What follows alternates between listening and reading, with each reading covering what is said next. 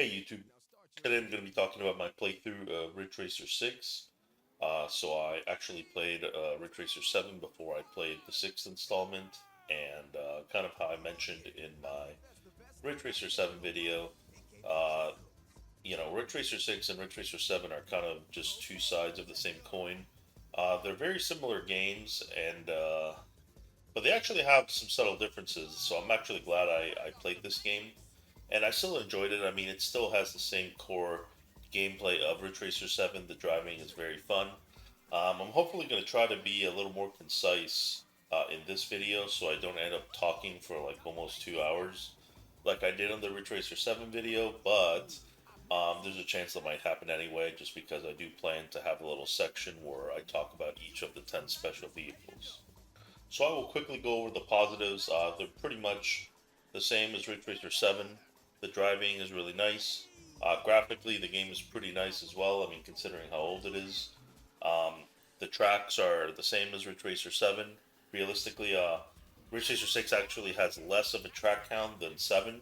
So, again, it's almost just the same game, but just with less tracks. There are some other subtle differences that I'll talk about, but generally the same positives that are in the seventh game are going to be in this one. The music. No, actually the music. See, for me, I say my overall experience with the music was positive. However, if I were to judge this game based on when it came out, um, if you aren't buying the DLC music, I think this is probably the weakest soundtrack out of any Ridge Racer game I've played. There's only 15 songs, and out of the 15 base songs, I like maybe three of them. Um, but when you add the DLC, which, as far as I understand, are basically songs from older Ridge Racer games, you actually have the largest song selection out of the you know Ridge Racer games I've played at least.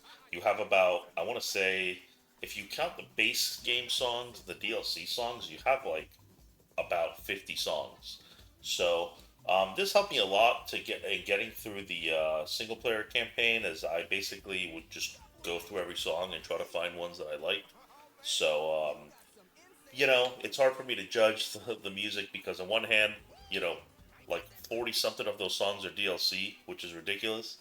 But since I played this on Xenia, the emulator, you know, I just downloaded it on the internet and, I had access to all the songs. So if you're playing on Xenia and you go through the hassle of downloading the DLC and installing it on the emulator, and we judge the soundtrack as a whole, DLC included, it's pretty good. If we're judging it based on just default, then yeah, it's kind of bad. Let me have this quick little section here talking about Xenia, the emulator. Um, One common thing that happens a lot with people that play this on Xenia is that the trees kind of glitch out. And I was able to fix that with one of the settings. It was something like, it had a funny name. It was called like fuzzy textures or something. So I was able to fix the flickering trees, but there was still some buggy stuff going on in Xenia that I figured I'd just mention. For one, the announcer would constantly cut out while he's saying sort of his monologue at the beginning of the race. Sometimes it would be really funny, because he'll say something like, "We have a great race starting," and then he would just cut off mid sentence, and it felt completely random.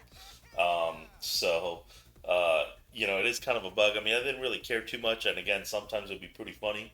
Another thing that would happen is the menu music cutting off. I actually don't know if this is.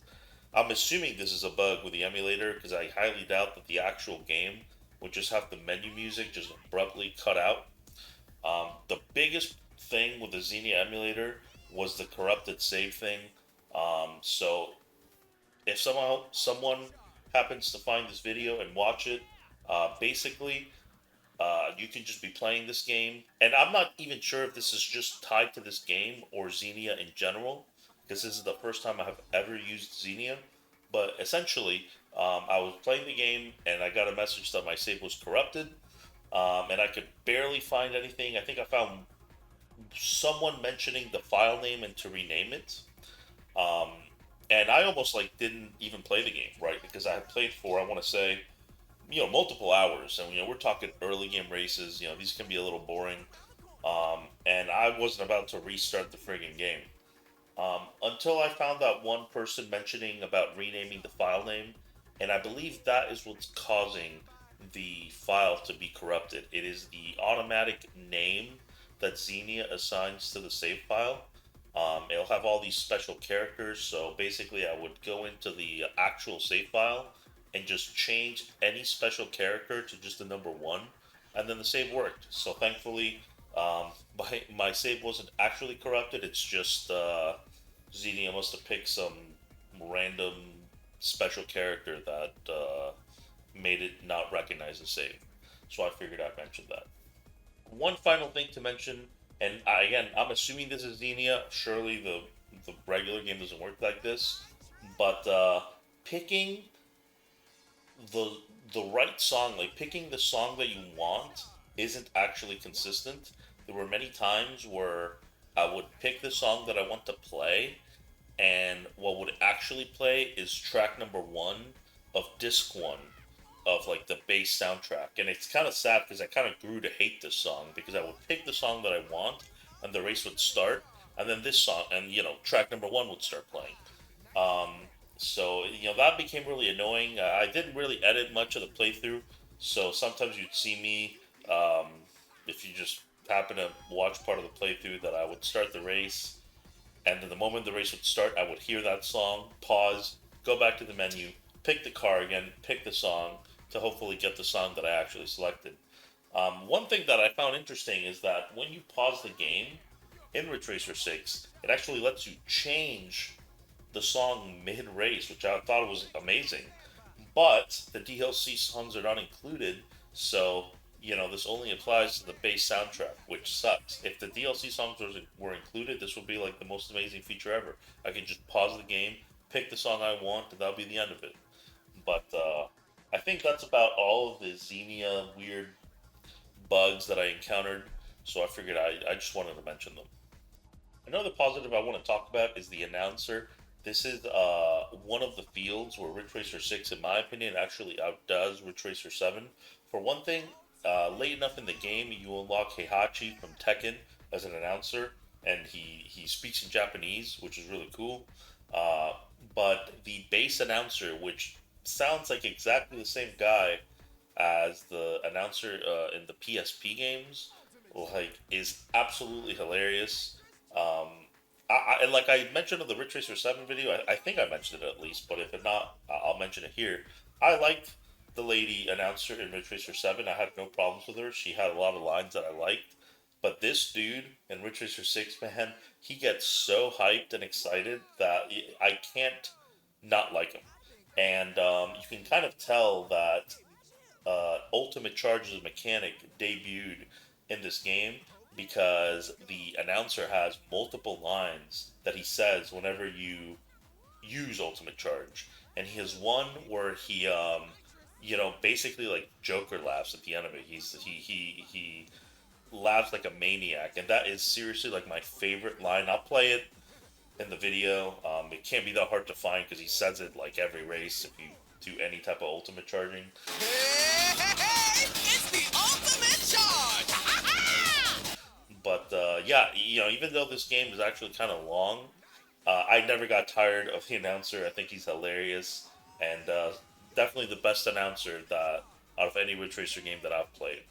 I forgot to talk about this section about the announcer. There's just one really cool thing the announcer does is that when you are racing a special machine, he like changes his voice, like his tone gets like really serious. I'll play some of it on the video, but this is kind of the reason why I switched from the Heihachi announcer back to the default one. Because by the time you unlock the Heihachi one is when you start doing a lot of the special machine races, and I just loved every time that the announcer, who's always this like happy-go-lucky guy, actually gets serious. Showcase your skills and let's rack up another win. Yeah, you won. You beat him. Can you beat this mystery monster? It's sure to be a challenge, but give it your best. All right, you won.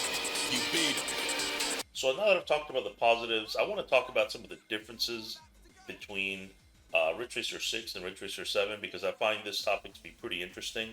Um, I've sometimes seen like Reddit threads and stuff and comments that say, they're basically the same game, but after playing them pretty close to each other, I feel like there's definitely some subtle differences. So I'll talk about them here. Um, for one, this is just I'm pretty sure this is just cosmetic, but the blue flames of Ultimate Charge are not in this game. I actually like the blue flames quite a bit, so that's kind of a minus for Ridge Racer 6. Another difference that I noticed, and this is a little bit anecdotal, okay, but uh, this game feels like overall, in general, less slippery than Ridge Racer 7. And I could be totally wrong, okay, but I definitely found myself spinning out of control, especially with the Danver vehicles, way more often in Ridge Racer 7 than in this one, especially with the base cruiser. I don't know if Ridge Racer 6 as a whole has just a little bit more grip, or if maybe just the base cruiser has more grip. I mean, the base cruiser is still a pain in the ass to drive in this game, but one thing I found very interesting is that even making turns and holding either right or left completely uh, didn't initiate drift state the way that I feel like would happen in Ridge Racer 7. So it's kind of funny because there's a late game race in Island Circle where, for anyone that's played Island Circle, there's this section of the track that's kind of a zigzag, and you know, doing that section with the hijack or the base cruiser or any slippery Danver vehicle can be a pain in the ass because if you hold a given direction too long and you enter that drift state, especially with a Danver car, you're just completely screwed. And I found it very weird that like I could do that section very easily with the base cruiser, and it wasn't like I just got better at the game. It literally, legitimately felt like the base cruiser just was less slippery as a whole. Um, so I do think that Ridge Racer 6, it's almost like every car just has a little bit more grip, at least the dynamic drift types. Whether that's good or bad, I mean, it's a little hard to tell, but I did want to talk about that difference because I definitely felt it playing the game. Another difference is the nitrous types. The nitrous types did not really exist in this game. There are special events that give you reverse nitrous or no nitrous, but in terms of like flex nitrous and high nitrous and all that did not exist in this game. So, for example, the Terrajin, instead of having I think it's called extended nitrous, where instead of having three tanks, you have two larger ones. That's not in this game. The Terrajin, Pac-Man, Pronzione, they all have the same standard three tank nitrous setup. Um, which honestly, I actually prefer because it's just more balanced. Again, it's cool that Ridge Racer 7 had all these extra nitrous types, but a lot of them were just really bad and just not balanced very well. And I think this is the final difference I want to talk about, but I left this for last because I do think it's the most important one. I do, and I'm pretty confident in this statement in saying that the AI in Ridge Racer 6 behaves very differently than Ridge Racer 7. And I'll try to explain how both games' AI works just based on my experience. Again, I'm not claiming that this is like extensively tested or I've looked at the game files or anything like that. This is just off of my experience. But in Ridge Racer 7, it very much felt like the AI was programmed to drive at a certain level of competency, independent on how you, as the player, are doing. Meaning that if you were using a shitty car, or if you just were not up to speed, like you were not playing well, you would get left behind. Like the AI did not care how much worse you were doing compared to it. It it would get very large leads on you to the point where it would be basically impossible to catch back up.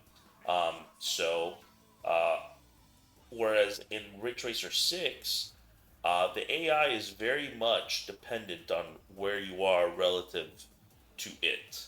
And one interesting thing I noticed is that when you are, especially doing the last set of races against the special machines, these are you against three other cars. When you were in fourth place, like when you were in last place, the AI would stop boosting, and the AI would only boost when you get close enough to it. Um, Again, this is just going off a feel, but it really truly felt like if you were in fourth place long enough, you were able to, for the most part, at least stay within viewing distance of the AI.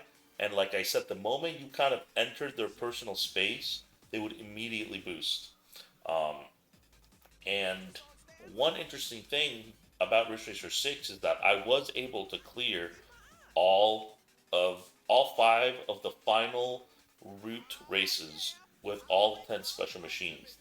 Um, but I feel like the only reason this was possible, especially with the bad special machines, is because of how the AI works. And I do legitimately believe that if this was like if the AI behaved like it did in Ridge Racer 7, some of these machines would not have been able to win. And if they could win, it would have been an absolute nightmare, like it is in Ridge Racer 7. So I'm a little conflicted on this new AI because on one hand, one of my big complaints of Ridge Racer 7 was the fact that the special machines were balanced very terribly and that, you know, basically five of them were just complete trash. And while in Ridge Racer 6, there don't get me wrong, there are still trash machines, but they can definitely win. Like the difficulty is a lot more reasonable compared to Ridge Racer 7, but that difficulty, in my opinion, is a little bit of an illusion because the AI, again, is kind of programmed to behave how you're doing, and it just feels very rubber bandy. You know, I've complained about this in a lot of racing games that I've played. It could be MotorStorm or Snowboard Kids, but you know, you basically have this last lap syndrome, which I've talked about before, which is essentially only the last lap mattering, and that is honestly kind of the case in some of the more difficult races in Ridge Racer 6. Is that you know the first and second lap are just kind of irrelevant because even if you're in fourth place, the AI will almost like purposely slow down to not get a too big of a lead against you. Whereas in Ridge Racer 7, like the AI doesn't give a shit and they will completely smoke you. Um, but, you know, it really does showcase, uh, you know, the bad balance on the special machines. I feel like Ridge Racer 6 does a better job at hiding its bad balance with the way its AI works, whereas Ridge Racer 7 is a little bit more honest in how the AI works, but it really shows in full display just how unbalanced the special cars are. So I'll talk about some of the negatives here. Um, right off the bat, I'm going to talk about the length of the campaign. I think it is entirely too long, and honestly, um, most of it is just pretty boring. It's just basically you completely destroying the AI. The AI doesn't really stand much of a chance, and you know we're talking like over 100 races, and you know that when you have these many events, like this would have been really beneficial to have in something like Ridge Racer 7 because at least that game has some extra tracks. Um, it did help, like I mentioned before, having you know with the DLC included about 51 songs. I think it's 51 or 52 songs to listen through, just to find the ones that I liked. But you know, it could definitely get pretty tedious. Almost wish that you would take some of the length of Ridge Racer 6 and put that in the seventh game because one of my complaints about Ridge Racer 7 is that that game felt a little too short. But unfortunately, Ridge Racer 6 feels a little bit too long. So now I want to complain about two certain types of races that I thought were absolutely terrible in Ridge Racer 6. I'll start with the no nitrous races. I've never really been too much of a fan of these, especially since, like I mentioned in Ridge Racer 7, I really like the Ultimate Charge mechanic, which again, I don't think I went over in this video explaining what Ultimate Charge is, but it's basically just boosting and then basically timing your nitrous so that it finishes right before you do a turn and you do a drift. And if you time it correctly, you'll build extra nitrous. So when we're doing these no nitrous races, it's honestly very boring. And sometimes you could have a no nitrous race with a lower category of vehicle. So not only are you going very slow, but you are also not interacting with the nitrous at all. I really strongly dislike these events. I think they suck. They are some of the most boring events in the game. And then lastly, I want to talk about the Category 1 events. And again, just to explain, in Ridge Racer 7, Category 1 cars are the fastest, whereas in Ridge Racer 6, Category 1 cars are the slowest. So, go figure. I don't know why they changed it. But basically, in the category of races where you're using the slowest set of vehicles, these are, in my opinion, really, really, really bad. Especially in the late game. Um, depending on what track you get, like for example, there is one of these Category 1 races that takes place in Crossway Tunnel, and since you're driving at literally 30 miles an hour, at least that's what it feels like. I know that's not what the speedometer says, but it really truly feels like you're driving like at 20 miles per hour. Um, each lap in Crossway Tunnel takes about 2 minutes, so we're talking a 6 minute race. And again, because you're going so slow, your ultimate charges just suck. The sense of speed is just really bad. And again, that last lap syndrome is in full effect. And this race in Crossway Tunnel was like the closest I came to hating this game because it was just so boring. So again, you have rubber banding AI, you're driving slow as hell, so it's not even fun to drive, and the track is long as hell. We're talking a 6 minute race. Um, so during the playthrough, I straight up dreaded any Category 1 races. They were just all so friggin' boring. In my opinion, they should just be removed from the game. Um, they're extremely dull. When you combine the rubber bandy AI, they're just absolutely shit. And just to have a quick section, what I mean by rubber bandy AI, again, I talked about the AI a little bit of how it works in Ridge Racer 6, whereas they slow down if they're ahead of you, but if they're behind you, I don't think that they're exactly fully tethered to you like some other racing games, but they definitely cheat in terms of how much nitrous they have, or at least that's what it feels like. So when you're front running, when you're in first place, like the AI is basically using nitrous on cooldown. And again, this is just an estimate. Like this is just how I think the AI works. I truly believe that the AI works in like a cooldown system, where when they're ahead of you, if the cooldown has gone off, they have a nitrous stored, and the moment you get close enough to them, they'll use it. And if you're in front of them, they are basically popping that nitrous as soon as it's available. So in these Category 1 races, especially that Crossway Tunnel one, it's just not feasible to build a lead. So you are actually, hilariously enough, kind of having to rely on blocking and just being ahead enough and having enough nitrous stored up to just basically use it all at the end of the final lap. And if you screw up, or if the AI just happens, if your block happens to not succeed and the AI passes you, that's just 6 minutes of your life completely wasted. Um, and again, guys, like some of these hard events in Ridge Racer 7, sure, they took 4 hours, it took 5 hours, but you're also driving a Category 1 car and you are going fast. You are driving at high speeds, so the game is just more fun. But these Category 1 events, again, you're going too slow, you're barely interacting with the mechanics. I can't stress how horrible these are. I absolutely despise them. Want to have a quick section talking about the vehicle unlocks. Now, again, vehicle unlocks in Ridge Racer 6 are basically skins. The skins that are in Ridge Racer 7 are essentially just extra vehicles in Ridge Racer 6. And one thing I do have to complain about is some vehicles being tied to online matches in the 6th entry. So there are, just a set of vehicles that I don't have, just because, again, I'm playing on Xenia, so I'm not sure if Xenia has cheats, and if there are, I would be surprised if there's any for Ridge Racer 6, but regardless, I was not able to, pretty much get all the unlockables, just because, again, some of them are tied to the online. I'm kind of glad Ridge Racer 7 didn't do this. But again, Ridge Racer 7 had its own issues with like the manufacturer points and stuff like that. But yeah, I did want to talk about this. I want to have a quick section talking about reverse nitrous. There are certain events that make you use reverse nitrous, which is also in Ridge Racer 7. The way it essentially works is that instead of building nitrous when your boost is inactive, you build it while the boost is active. And it's kind of funny because I feel like the reverse nitrous is actually quite decent in this game. Pretty much all of the reverse nitrous events were extremely easy, just because it's actually, I feel like it's almost viable. I mean, you can't really pick it.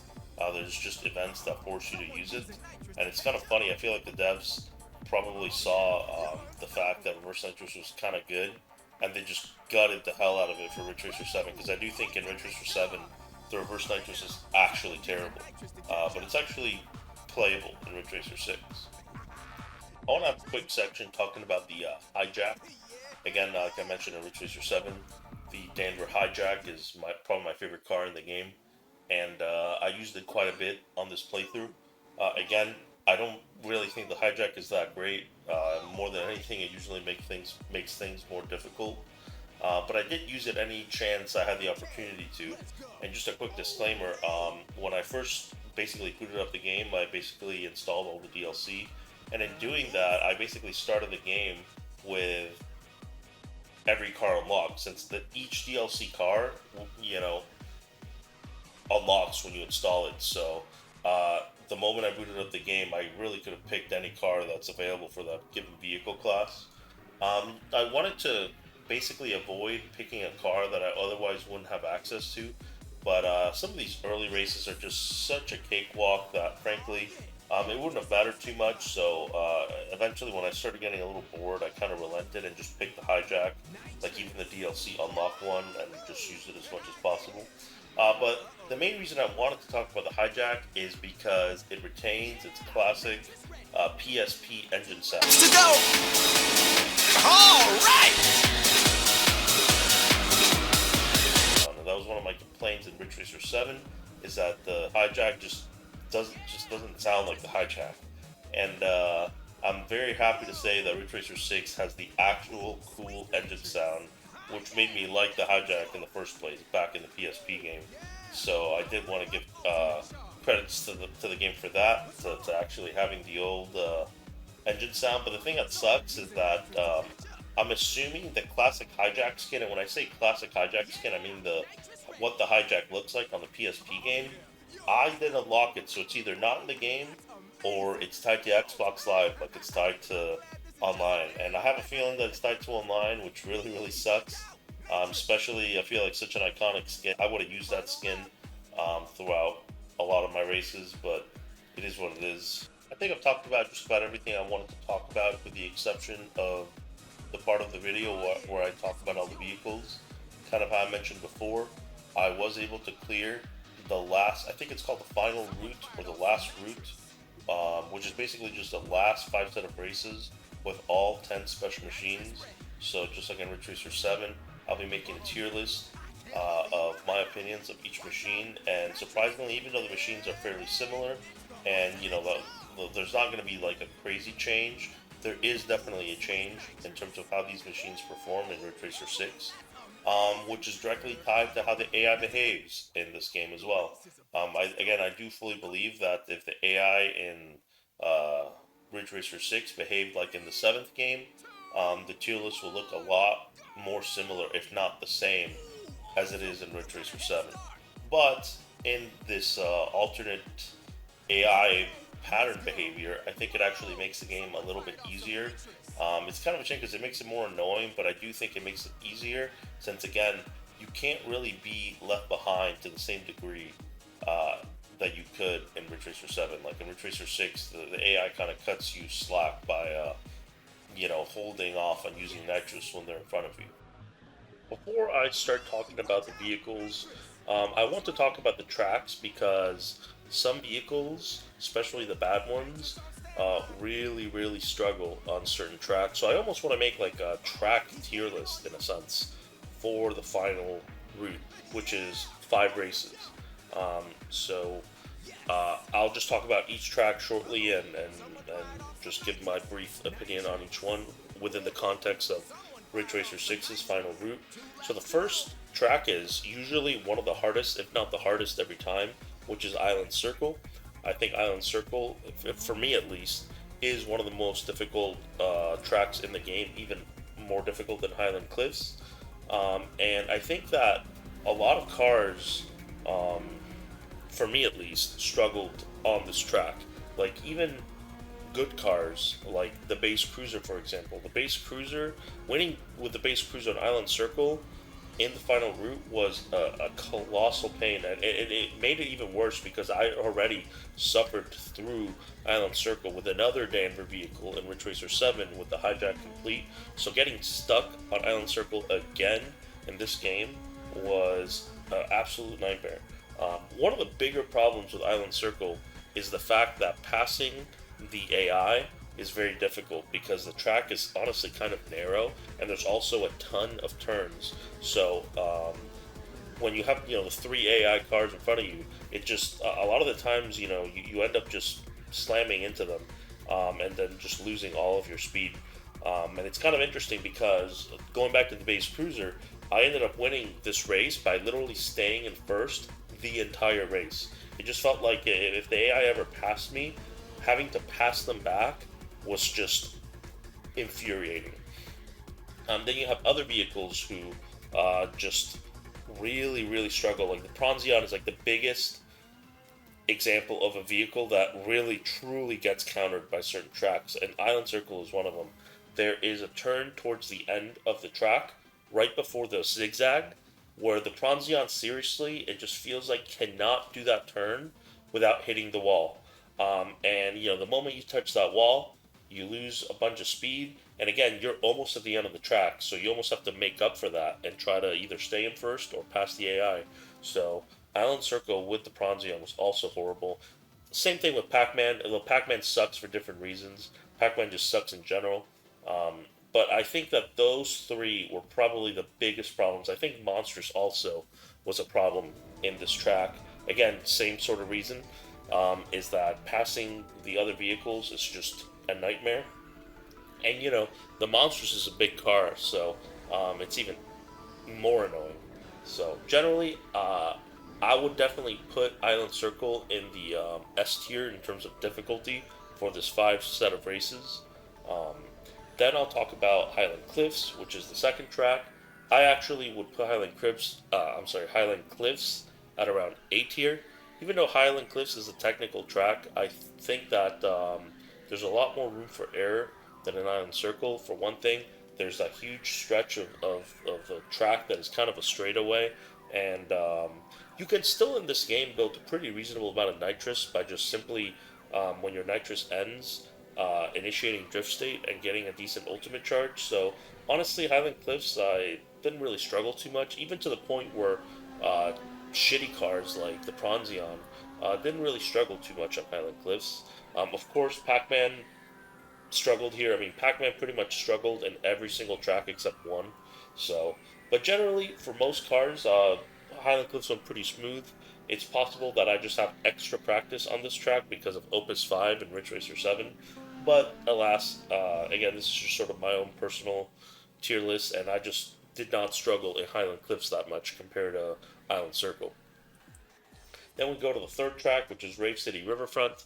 This track is the easiest out of all of them, in my opinion. Actually, not the easiest, the second easiest, except for, of course, Pac-Man. But Pac-Man's freaking garbage. The reason why Rave City Riverfront is easy is because of the shortcut at the end of the track. If you save your nitrous and use it to take that shortcut by boosting through that jump, you can pretty much get a decent enough lead against the AI to the point where you'll finish the race in first place. So pretty much every single car except Pac-Man just completely breezed through this track for me. It was extremely easy. Again, the second easiest track in the set of 5 races for me. So last for fourth track, I'm going to talk about Seacrest District. This one is I'm a little bit conflicted on this one because I'm conflicted of whether I should put it above or below Highland Cliffs. And honestly, I'm going to put it above Highland Cliffs. And the reason why is because this is one of the worst tracks for the Pronzione. And I know it's just the Pronzione, but of course Pac-Man struggled here too. But Seacrest District really truly counters certain vehicles, and whereas Highland Cliffs is still a technical track, I mean, so is Seacrest District. Let's be real. There's a lot of winding turns, but at least the track is shorter. But I'm gonna go ahead and put Seacrest at number 2, just because of the hell I had to go through to win on here with the Pronzione. And again, not much to say. I mean, most other cars, I really didn't struggle too much here. Again, it could have been because of UFRA Event 25 and Ridge Racer 7, which I had to grind. So I consider myself to be pretty familiar on this track. And again, the biggest problem is when the car is just unable to properly do the track, such as in the case of the Pronzione. And then lastly, you have Harbor Line 765. This is the easiest track in the whole series. I'm a little confused as to why the developers put this as the 5th track in the sort of order you do these. because this is the easiest one by far. I mean, it's basically just an easy version of Island Circle. Both Island Circle and Harbor Line 765 actually kind of share the same location. Um, and yeah, I mean, I don't really have too much to say. I mean, the track is pretty short. There's not a lot of technical sections for it. And even Pac-Man, which is, the worst car in the game, I was able to clear this with Pac-Man on only a few tries. So just to summarize, um, if I were to rank these in terms of difficulty, from most difficult to least difficult, it would probably be Island Circle, Seacrest District, Highland Cliffs, Ray City Riverfront, and Harbor Line 765. Now that I've talked about the tracks, I'll start talking about the vehicles. So I'll start with from worst to best. So, uh, to no one's surprise, worst car is still Pac-Man, but he's bad for different reasons compared to Ridge Racer 7. The reason why he was unplayable in Ridge Racer 7 was because he got stuck with the Auto Nitrous, and Auto Nitrous on Category 1 events is just complete dog shit. So, but again, in Ridge Racer 6, all cars have the same type of nitrous, as in the standard 3 nitrous tanks. What makes Pac-Man suck in Ridge Racer 6 is how long his nitrous lasts. Um, Staying to tradition and making Pac-Man as gimmicky as possible is that's still the case in this game. So Pac-Man still operates in this sort of floating vehicle like the Pronzione, where it controls honestly very bizarre. But one of the strengths of Pac-Man in this game is that he can build nitrous actually very, very well. But again, the problem is that the benefits that Pac-Man gets from that built nitrous are just so much worse than any other vehicle that it almost cancels that benefit out. So it's like, yes, Pac-Man builds nitrous very, very quickly, but he gets like half of the benefit of all other cars. And it just ends up happening that Pac-Man can barely even keep up. And it's very difficult for him to win some of these races because, kind of like I mentioned earlier in the video, Ridge Racer 6 sort of suffers from that last lap syndrome a little bit, where the last part of the last lap truly is the most important part of the race. Because Pac-Man's nitrous just lasts for such a short amount of time, winning in these races is a complete utter nightmare, right?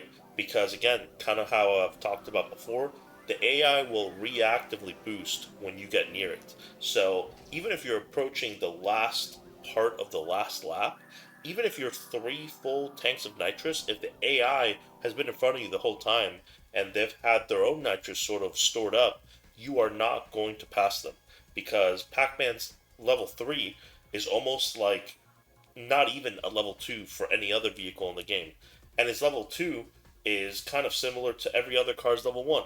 So, winning these races with Pac-Man most definitely requires blocking and honestly some luck. I mean, pretty much every single race except Harbor Line 765 with Pac-Man was just an absolute test of my patience. And again, multiple times I considered giving up. I was like, okay, I guess I'm just gonna do all the cars except Pac-Man because this is hell. And the sad thing is that it's not even fun. Like Pac-Man is not even fun to really drive. Again, going back to like the base cruiser, I mean, at least the base cruiser is fun, like when you were actually controlling it well and sort of chaining nitrous. But Pac-Man is not. And the car is just so bad, and it's a shame. But I would not recommend anyone touch this car in this game whatsoever. The only reason I feel like anyone would play this is for some sort of challenge run, and it's kind of funny because some of these wins were almost down to luck. Like the funniest one was Highland Cliffs, where I had the God run going, and I really thought I was gonna win. And then at the very last part, the AI Angelus uses its nitrous and passes me. And I shit you not, I actually paused the game. Like it doesn't show in the video because that's the replay. But like the moment I saw the Angelus pass me, I paused the game and I just like face planted. I was just like, oh man, that like broke my heart seriously. And then I unpaused it and the Crinale bumped into me and then put me back in first place. I mean, it was absolutely hilarious. It's like God Himself came down and showed me a little bit of mercy here. Um, and the funniest thing with this whole Pac-Man thing is that I was thinking like, well, surely the next race is not going to be that bad. It's it's like we start with Island Circle and it was absolutely miserable, and I'm like, all right, well, that's the hardest one, so the other ones will be better. And then I get to Highland Cliffs, and it's like also a complete nightmare. And I beat that just through honestly a luck. And then I'm like, well, Rage City Riverfront is easy. Like this is an easy track, and this is there's only one car in the entire 10 special machines that struggled in Rave City's Riverfront, and it was Pac-Man. And it's again for the same reason as before, is a 3 nitrous Pac-Man is like the equivalent of almost like 1.5 nitrous for anything else. So you somehow have to like stay in first or stay near the AI so that they use their stored up nitrous, and then also have extra nitrous left over to um, stay in first. And I think like most wins with Pac-Man, honestly, involved the AI basically hitting me from behind and boosting me forward. I think the only exception might be Harborline 765. I honestly can't remember it that much. That was like the only mercy that was shown to me with Pac-Man. It's the only race that didn't make me want to pull my hair out. So yeah, just to summarize, car is complete garbage. Don't use it. Pretend it doesn't exist. It is complete worthless crap. I forgot to mention this one thing about Pac-Man, and it's the fact that I just could not figure out how to get the rocket started with him. I know there's a way to do it because I saw someone else do it in one of their videos, and he has this weird like rocket start timing where it's not where the speedometer goes from green to red. It's like somewhere else, and I just could not figure it out. So yeah, pretty much all of the tracks I got the crappy start. But honestly, it really doesn't matter that much. It would have helped. Don't get me wrong; it would have been helpful. But it doesn't matter that much, just because again, how the AI works. Once you're in the back of the pack, the AI will basically not boost. So, pretty much again, the most important part of all these races are essentially the last lap. Following up the next part of the tier list, I have the Pronzione, and I should have clarified it at the beginning of the video that in sort of my own personal tier list, I put Pac-Man in D tier, and he's the only car in that tier, and the Pronzione in C tier, who is also the only car in that tier.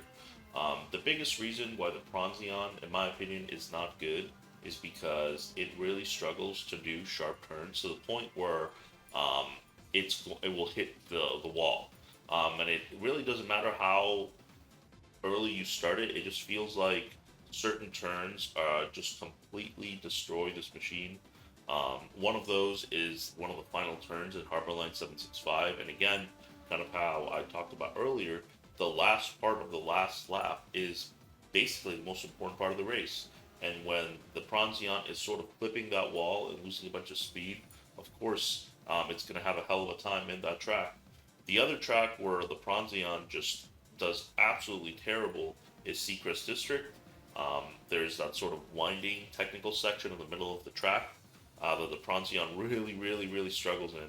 And the issue with Seacrest District is that it's a very short track. So, after that sort of technical winding section, you don't have that much time to catch up and make up ground for, basically tanking speed in that section. I fully believe that the reason why the Pronzione didn't struggle in Highland Cliffs, even though Highland Cliffs has its own technical winding section, is because that part of the track is the beginning of the track. It's like the first half of the track, not the first half, like the first quarter of the track. So the Pronzione has time to make up ground for any speed that might have been lost during that section, whereas in um, Island Circle and Secrets District, it just doesn't have enough time to make up ground. So that just makes both of those races extremely painful to do. Surprisingly, on the other 3 tracks, so Rave City Riverfront, Harbor Line 765, and Highland Cliffs. The Pronzione honestly did fine. I was actually kind of surprised at how easy it was to win in those. But the other two, it was like one of the most painful things I've done in this game. So, and that's really the biggest thing that holds the Pronzione back. It's just those two tracks. To be honest with you, I didn't really try every single track of the Pronzione. There might be other tracks where this car gets absolutely cooked that I just don't know about. But again, this is simply just those 5 tracks in the last tour that I'm talking about. So, but yeah, you can almost see the potential of this car. I mean, it can build boost very, very well. Unlike in Ridge Racer 7, it can, uh, use ultimate charge. I mean, its ultimate charging capabilities are pretty bad, but it's better than nothing. Again, the single biggest thing that really screws this car over is just making tight turns. And no other car that I played is like this, where basically when any car in Ridge Racer enters drift state, you're almost like on rails. And it's not that the cars like stay perfectly on that given rail where you started the drift. Depending on the car, some will like slightly drift, like get out of that sort of straight line where you started the drift. But Pronzione just takes it to a whole new level and like really just freaking falls off a cliff, falls off the rails so hard that you can start the turn like hugging the right wall, and then by the end of the turn you're already basically hitting the left wall. So yeah, that's pretty much it with the Pronzione. I wouldn't recommend using it. It's pretty bad in general. Now we are talking about B tier, and this is where the most surprising stuff happened to me throughout this sort of little challenge, and that is that some of the cars that really, really struggled in Ridge Racer 7 honestly did pretty decent in Ridge Racer 6, all things considered. So just a sort of overview for B tier, I have it as the GOO, then the Terrajin, and then the Monstrous, which is surprising because I rated the Monstrous in Ridge Racer 7 the best non-viable car in the game. So out of the 5 bottom cars, I said that the Monstrous was the best one. But I really do feel like the Terrajin and the GOO are just better in Ridge Racer 6 than they are in Ridge Racer 7. And the one that really surprised me the most was the GOO. I mean, don't get me wrong, like the GOO is not going to be competing with the good cars. But what the GOO has going for it is that just like the Monstrous, it is a long car, so it can block very, very well. And because it is a mild drift vehicle, it is honestly very, very easy to control. And again, this is kind of anecdotal, but it does feel like that the GOO's ultimate charging capabilities are slightly better than Ridge Racer 7. I could be wrong there, but that's what it felt like. Again, the GOO's ultimate charging capabilities are really not that great, but since the AI works differently and it's not going to leave you behind like it does in Ridge Racer 7, you can essentially just kind of, build up your nitrous stock and sort of use it, well in the last part of the last lap and just win with not too much trouble. And I wish I could have like a more specific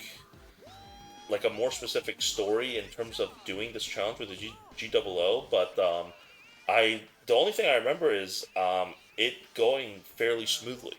I was surprised. I was like, oh man, this is gonna suck.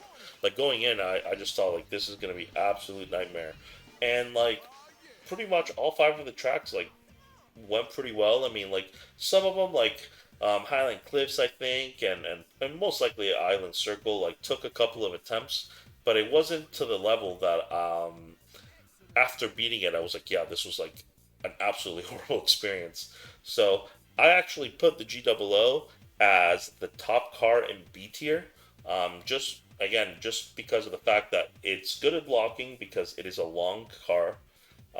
And it's just very easy to drive because it's a mild drift vehicle. So, surprisingly, the GOO is not bad in Ridge Racer 6. Now I'm going to talk about the Terrajin. Again, I have this. I want to say love-hate relationship with the Terrajin, but it's honestly more hate than anything.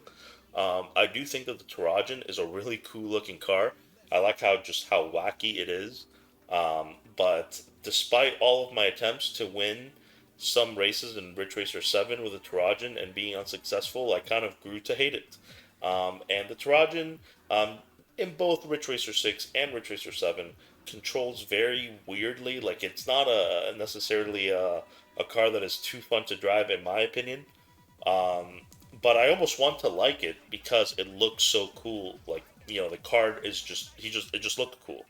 Um, Now, thankfully, the Terrajin actually doesn't do bad at all in Ridge Racer 6. And just like with the GOO, it does go back to the AI not leaving you behind like it would in Ridge Racer 7. Like, for example, I mentioned in my Ridge Racer 7 video that I tried to win Opus 3 with the Terrajin for at least 5 hours and couldn't do it. And the biggest problem in that race in Ridge Racer 7 is that the AI just leaves you behind. Like, if you're not perfectly blocking the AI at all stages of the race and they pass you, at some point they're going to keep going and they're going to leave you behind and you're not going to be able to keep up. Whereas in Ridge Racer 6, even if the AI passes you and you're stuck in fourth place, you're honestly kind of chilling. And the thing with the Terrajin is that, it still has that level 3 boost that lasts the longest out of any car in the game. And since Ridge Racer 6 kind of suffers from that last lap syndrome situation where the last lap is pretty much the only important part of the race, the Terrajin is almost like built for this type of game because its boost lasts so long, you kind of just pop the level 3 at around the midway point of the last lap, and you just, for the most part, win in a pretty effortless manner. So I put the GOO above the Terrajin because, again, when you are driving the Terrajin, and you don't have boost, it really is like the worst car in the game. So at least the GOO is not as bad as Terrajin when it's not using nitrous. But like I said, just the way the races flow in Ridge Racer 6, I think the Terrajin does quite well. It's just a matter of stockpiling your level 3 and just having it ready for the last part of the last lap. Not even the last part of the last lap, but like the last half of the last lap. Because again, that boost just lasts so long that you can use it at around the halfway point of the lap, and you just like as long as you're not slamming into the wall, you'll do fine. So I think the Terrajin is actually quite viable. I mean, again, it's not as good as the stuff above it, but I don't think you have to like you know turn into Broly or Goku to friggin' win. Like it, mere mortals can win with a Terrajin in Ridge Racer 6, so at least that's a plus. And lastly, the most surprising part about it all is me having the Monstrous as the bottom of B tier. So essentially, the third worst car in the game. Like if I was ranking them, Pac-Man would be the worst. Then Pronzione is second worst, and then Monstrous I would say is the third worst. Now, I could be just bad at using it, but with how much better it feels like to use the GOO, I really just struggle to um, think of what makes the Monstrous good. Because the GOO, in my opinion, really just felt like a better version of the Monstrous. Um, Now, again, don't get me wrong, like the Monstrous still retains its high grip when you're not in drift state, so it can still do, micro adjustments and stuff like that very well. But when you're in drift state, it's still a dynamic drift vehicle, so it's substantially harder to control. And just like my complaint in Ridge Racer 7, Ridge Racer 6, the Monster's ultimate charging capabilities are absolutely garbage. They are really, really, really bad. To the point where, just like in Ridge Racer 7, you're going to have to do a fair share of blocking to be able to win. Now, again, I don't think that any race was truly like complete hell to do, um, but the Monsters definitely did struggle on some races, in my opinion. I think probably the worst one was Island Circle, just because again, passing the AI is quite difficult, and of course you're not going to be able to front run because the Monsters friggin' sucks. So. It's kind of a shame because again, like I mentioned in the Ridge Racer 7 video, I actually really like the Monsters in terms of how it looks and its design, but I do think that it is pretty trash. And I actually think that it's not even that it's worse than Ridge Racer 6, it's just that all the other shitty cars are better. So it really just highlights like how bad the Monsters is. Because I don't think that in pretty much any meaningful way, um, is better in the 6th compared to the 7th game. I almost feel like in the 7th game the Monstrous is actually slightly better just because it's level 3 lasts a little bit longer. Um, but yeah, so that's pretty much B tier. Again, just to summarize it, it will be GOO at the top, then the Terrajin, and then the Monstrous. I'll quickly talk about A tier. I only have one car in A tier, which is the base cruiser. Now, for anyone that might have remembered my tier list for Ridge Racer 7, I actually had the base cruiser and the 490B in A tier, but I actually think that the 490B is much better in Ridge Racer 6 than in 7, just because it's not stuck with the high nitrous. Now, I don't even think high nitrous is bad, but having the 490B have just like a normal length nitrous just really helped it out, and I was able to clear the whole tour with like very little effort. And I don't want to get derailed because this section should be about the base cruiser, not the 490B, but I did kind of want to explain as to what pushed that 490B from A tier to S tier, in my opinion. But going back to the base cruiser, again, this is probably like my favorite car in the game, just overall, for just across Ridge Racer 6 and 7. But there are some subtle differences in the base cruiser in this game. For one, I really do feel like its grip stat is significantly better than in Ridge Racer 7. Like, I felt like in 7, if I would press the control stick, all the way to either right or left, that it wasn't too uncommon for the base cruiser just to enter drift mode on its own without, you letting go of the accelerator or pressing the brakes. Whereas in Ridge Racer 6, you can very much, at least that's what it felt like most of the time, completely hold, either left or right on your controller and, not enter drift state. So that's why I kind of mentioned earlier in the video that it feels like Ridge Racer 6 is less slippery than the 7th game. But one thing that I feel like makes the base cruiser weaker in this game is that its ultimate charging capabilities feel less good than in Ridge Racer 7. And don't get me wrong, I do still think that in certain sections, under certain conditions, that the base cruiser can build up to 3 bars of nitrous, but it would happen a lot more, and it was a lot easier to pull off in the 7th game compared to the 6th game.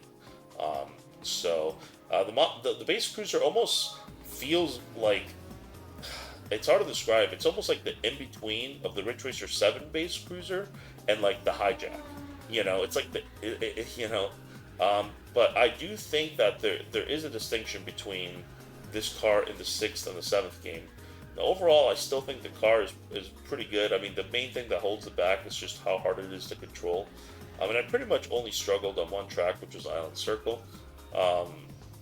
Generally, the base cruiser just does very well if you just have a decent understanding of the game. I mean, as long as you're chaining ultimate charges, you'll have a very good supply of nitrous to win the race. And that's pretty much it. I don't really have too much else to say other than, Island Circle was a struggle, but everything was pretty easy, and that the car has a better grip. And I almost think it has better acceleration. Like, it feels like the boost start in Ridge Racer 6 for the base cruiser is better than the 7th game. But I could be wrong on that. But overall, I still think it's better than everything below it. Again, if you put this car in the hands of someone that's really, really good at the game, I feel like you could probably make the argument of putting this in S tier. But just by the sheer fact that it's just so difficult to control, that is why I put it on the tier below S. Now I'm talking about S tier. So I have 4 things on here, ordered from best to worst. I have the Angelus, Ultranova, and this is the part where I'm honestly a little conflicted. I'm actually going to put the 490B above the Crinale, as crazy as that may sound. So, Angelus, Ultranova, 490B, Crinale. So I'll start talking about the cars. I'll start from worst to best. So the Crinale, again, I've always kind of struggled with this car. It almost feels like there's like a fundamental thing about it that I just don't understand to truly like maximize its efficiency. I still think it's easily an S tier vehicle. And I think I might have incurred like a few restarts across the board, across all 5 races, like maybe like 2 or 3. So it's not like the Crinale is bad, but I did have to restart, I think, a couple of times in Island Circle. Just like in Ridge Racer 7, I feel like the magic with the Crinale is sort of entering drift mode without pressing the brakes or letting go of the accelerator at high speeds by holding, either direction all the way for a certain amount of time. And I think when that is executed well, the Crinale, builds nitrous very, very well. But it almost feels like it's just a little bit harder to use at full efficiency than all the stuff above it. So, again, I don't really have too much else to say with the Crinale. I think it's a very solid car. I think if you happen to be better than I am with it, if you're good with it, it can clear the game very, very easily. So, and yeah, like I said, it's a very solid car. Now I'll talk about the 490B. This is another card that I really struggled to come up with something to say because clearing the entire max tour happened so quickly. I think I cleared everything on first try, or maybe I think this might have incurred maybe one restart, one or two, but overall, like it had to restart way less than the Crinale. And again, just the 490B is just basically like a better version of the GOO. It's a mild drift vehicle. It has very decent, like not only just regular nitrous charging capabilities, but ultimate charge as well. And it can just basically clear all the races with very little effort. Assuming you just like are semi competent at the game. I think that the 490B is definitely one of the best cards in the game. And it's one of the easiest ones to use as well. Um, so definitely a car I would recommend to someone that is struggling with the final route. If for whatever reason things aren't clicking with the Angelus or the Ultranova or whatever, I think the 490 Beast hangs up there with the best special machines in the game. And yeah, it's just overall very good. It's mild drift, and it's just great at chaining and building nitrous. Number two, I'm gonna still keep the Ultranova. Now this one's a little weird because in Ridge Racer 7, the Ultranova starts with, I think, 1.5 tanks of nitrous or 2 tanks. It basically starts with at least one nitrous in Ridge Racer 7. So the moment you get to a turn, you can simply pop that nitrous and start chaining ultimate charge and basically just keep using nitrous forever. But in Ridge Racer 6, the Ultranova does not start with nitrous. You actually have to build it. And kind of like I mentioned in the other video, the Ultranova is basically just an easy version of the base cruiser. Like both cars have a very similar game plan. Both cars have pretty bad regular nitrous charging capabilities, but very good ultimate charging capabilities. So the thing with the Ultranova is that a lot of the times you basically have to do the first lap without using nitrous. Like the first lap is literally just you trying to build that first tank of nitrous. And again, this only works because of how the AI works in Ridge Racer 6. I really do think that if this was Ridge Racer 7 AI, that the Ultranova might actually be not very good because you would just get absolutely destroyed on that first lap. And it happened quite a bit where, yeah, like I said, I didn't even get to boost at all on the first lap, and I really wasn't even that far behind because the AI was also not boosting. But once you get to that first tank of nitrous, that's where the magic happens, and you can pretty much just permanently chain nitrous with the Ultranova. So, again, within the context of Ridge Racer 6's AI, the Ultranova is very good, but just a little bit of a footnote. In the first lap, you're most likely going to be in fourth place the entire time until you build that first tank of nitrous. And then at the top, we have the Angelus, just like I mentioned in Ridge Racer 7. Truly the perfect vehicle, extremely easy to use, great nitrous and ultimate charging capabilities, and yeah, I mean, like, there's really not much else to say. It's actually kind of crazy because I was able to build a lead on some of these harder tracks, especially Island Circle. Like the Angelus was the only car, the only special machine that I actually built a significant lead in Island Circle. Like even though I stayed in first place for most of the race with the base cruiser in that same track, like the AI was right on my ass. But the Angelus actually built the lead. Like I mentioned in the Ridge Racer 7 video, it really is the perfect car. I really just don't have any negatives to say about it. If a casual player is just trying to clear through the game, I really do think that with the least amount of effort, like with the least amount of pain, I really do think Angelus is the play. Truly, just no negatives as far as I can see. So that pretty much covers all the special cars in Ridge Racer 6. So I'll just talk about a summary of my thoughts on the game.